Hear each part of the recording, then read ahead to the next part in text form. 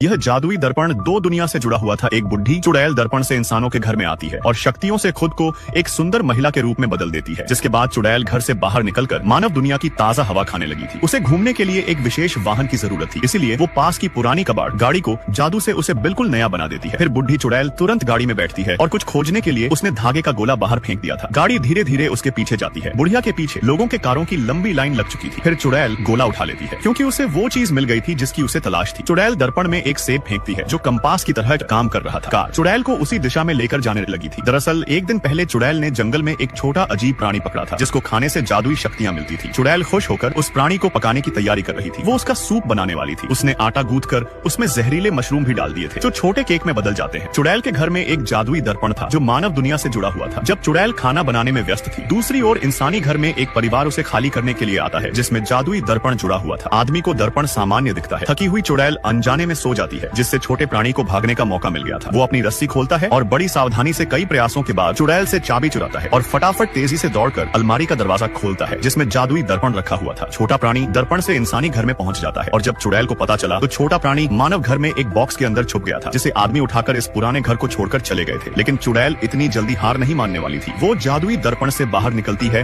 और छोटे प्राणी को वापस लाने की कसम खा लेती है, क्योंकि चुड़ैल उसे खाकर अपनी शक्तियां बढ़ाना चाहती थी। आदमी के परिवार के साथ छोटा प्राणी नए